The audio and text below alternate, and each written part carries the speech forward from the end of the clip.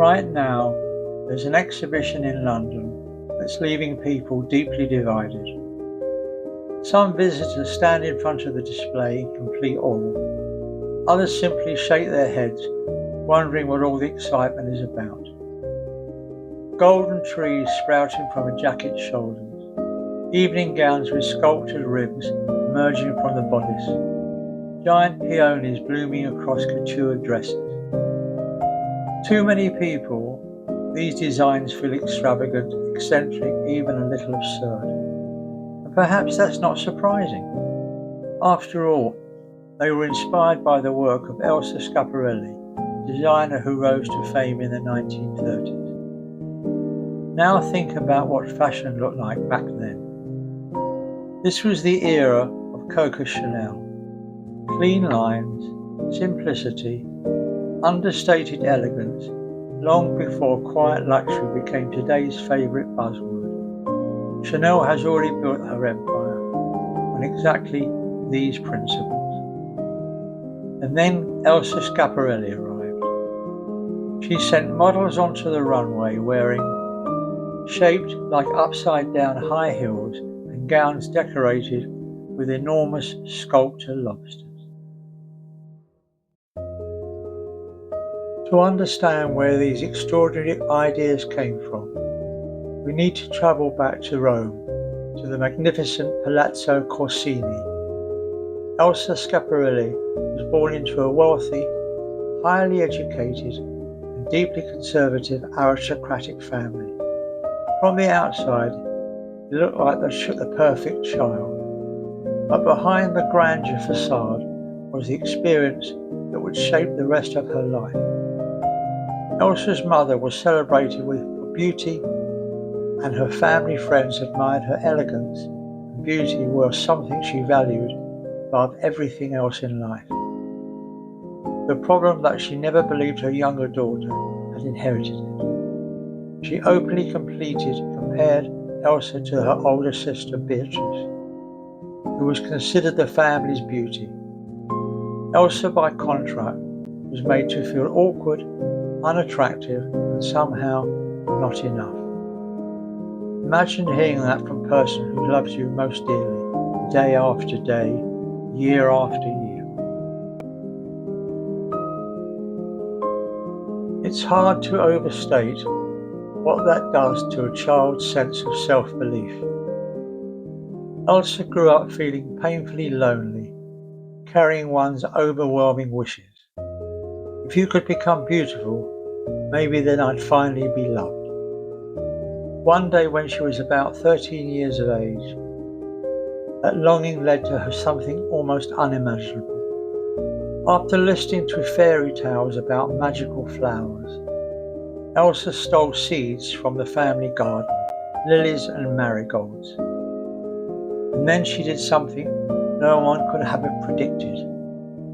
She pushed the seeds into her nose, her ears, and even down her throat. She genuinely believed they would grow inside her. The flowers would bloom from her body. That once she became a living garden, her mother would finally love her and see her beauty. Instead, of course, she nearly suffocated.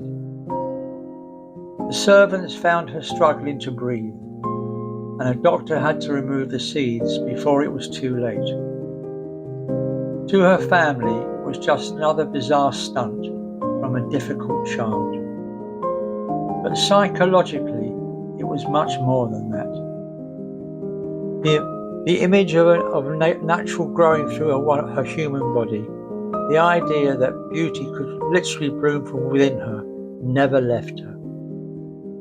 Decades later, the childhood fantasy would reappear in her work.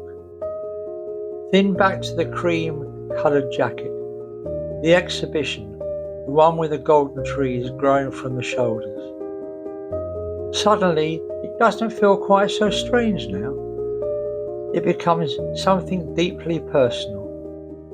Those surreal forms weren't created simply to shock people or grab their attention. They were the visual language of someone trying to heal an old wound. What many visitors dismiss as theatrical extravagance was for Schiaparelli something more intimate. It was a way of turning childhood pain into beauty, a way of giving shape to a dream that had begun with a lonely little girl who believed flowers would make her worthy of love. But Elsa's rebellion didn't end with her childhood. When she arrived in Paris and decided to build a career in fashion, she shocked the industry all over again. Here's something that surprised many people. Elsa Schiaparelli never received formal training as a dressmaker. She wasn't taught traditional pattern cutting. She didn't master tailoring in any way. Most coutures of her time were always doing this. In fact, many of the technical rules that defied haute couture meant very little to her. So how did she create some of the most iconic garments of the 20th century? She worked more like a sculptor than a seamstress. Instead, beginning with paper cuttings and precise measurements, she started with fabric. She would drape luxurious silk directly onto a mannequin, or sometimes onto the live model, cutting, pinned and reshaping as she went along. Her hands followed instinct rather than any formulas. She trusted emotion over calculation. For Schiaparelli, a dress wasn't something to be engineered. It was something to be discovered. That approach completely baffled greater rivals like Coco Chanel. Chanel was famously meticulous. Every seam, every proposition, every detail had to be perfectly controlled. She reportedly dismissed Schiaparelli as that Italian artist who makes clothes no more. It was meant as an insult. But in many ways, it was the most accurate description anyone could have ever given her, because Schiaparelli never saw herself as just a fashion designer. She saw herself as an artist. She moved into the same creative circles as Salvador Dali, Jean Couture, and Man Ray. Together they challenged the boundaries between reality and imagination. To them, fashion wasn't simply about dressing the body. It was another medium for an artistic expression, a canvas that happened to move.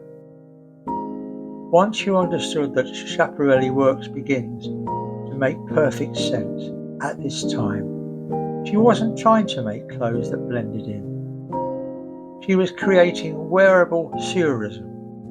Every unexpected silhouette, every impossible detail, every shocking design invited people to stop, stare and ask questions. Why? Not would I wear this, but what does this mean? So this brings us to the biggest question of all. Why the extravagance? Why the gold, the oversized flowers, the theatrical silhouettes and the deliberate provocation? If Elsa Schiaparelli came from an artistic background, why didn't she embrace the quiet elegance traditionally associated with this higher society? The answer lies in four powerful reasons. First, a rebellion against her own world. Elsa was born into the Roman aristocracy. To most people, that might sound glamorous, but for her, it represented something very different.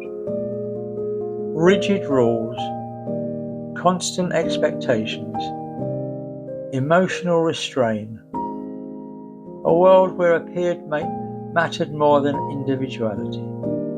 As a young woman, her family even sent her to a convent, hoping strict discipline would tame her rebellious spirit. Instead, She protested by refusing to eat till they finally left her alone. That tells you everything you need to know about her character. Her dramatic designs weren't simply a fashion statement. They were an act of defiance. Every outrageous hat, every surreal embellishment, every impossible silhouette was her way of saying, I refuse to become the person you expect me to be. Second, her battle with Coco Chanel. By the 1930s, Coco Chanel dominated Paris, and in fact the world. She had refined women's fashion with clean lines, practical elegance, and understated luxury.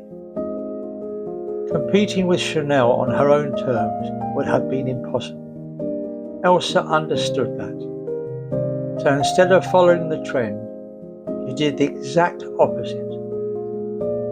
Where Chanel offered restraint, Schiaparelli offered spectacle.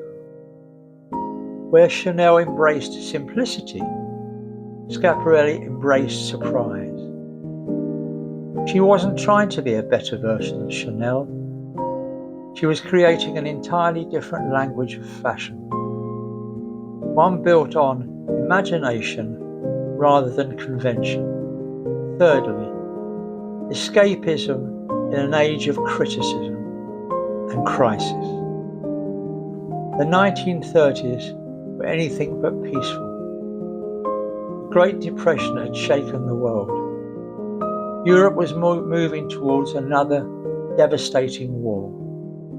Fear and uncertainty were becoming part of everyday life.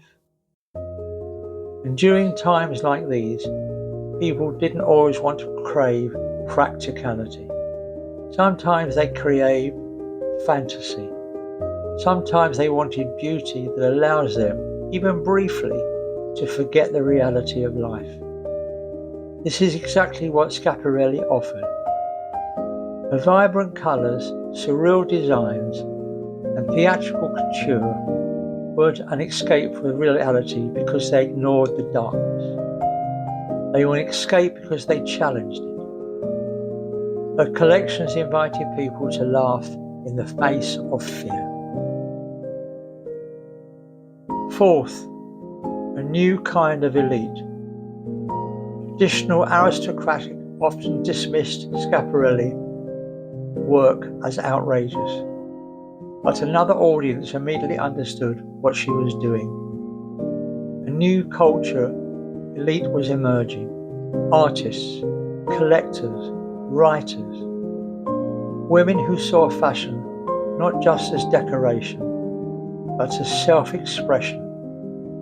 Figures such as Wallis Simpson, the woman for whom a King of England gave up the throne, and Gala, Salvador Dali's legacy muse, became devoted clients. For them, wearing Schiaparelli wasn't about displaying wealth. It was about making a statement. It signaled confidence, creativity, intelligence, and perhaps most important of all, a sense of humour. Because Schiaparelli believed that fashion should never simply make people admire you. It should make them stop and look again and start a conversation. Nearly a century has passed since Elsa Schiaparelli first shocked the fashion world, and yet somehow her work feels more relevant today than ever. We live in another age of uncertainty, economic instability, war, political division, an overwhelming sense that the world is changing faster than we can keep up with it. And just as people did in the 1930s, we're searching for something that helps us escape, if only for a moment. Perhaps that's why the House of Schiaparelli has experienced such an extraordinary revival under its creative director, Daniel Roseberry. His designs are worn by some of the biggest names in the world, not because they're practical, because they make us feel something. They bring back wonder and drama and fantasy. They remind us that fashion doesn't always have to be functional. Sometimes it's allowed a dream. Now think back to the little girl who believed flowers could grow inside her. A lonely child who desperately wanted to be seen as beautiful. A young woman who refused to let aristocratic traditions define her. And an artist who transformed all of that pain into some of the most unforgettable creations in the history of the fashion world. When you look at these pieces now, do they still seem strange? Or do they suddenly feel deeply human? I'd love to hear what you think.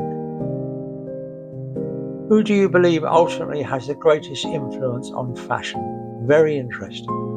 Was it Coco Chanel, whose timeless vision of understand elegance all shapes the way millions of people dress these days? Or Elsa Schiaparelli, whose furious imaginations continue to inspire designers to push fashion beyond clothing and into the realm of art, whose philosophy speaks to you more? Let me know what you think and your comments. And if this video helps you to see Schiaparelli and perhaps fashion itself from a completely different perspective, and don't forget to like the video and subscribe to the channel. In the next episode, we'll continue to explore this remarkable exhibition and uncover the stories behind some of the most controversial dresses ever created. I look forward to seeing you there.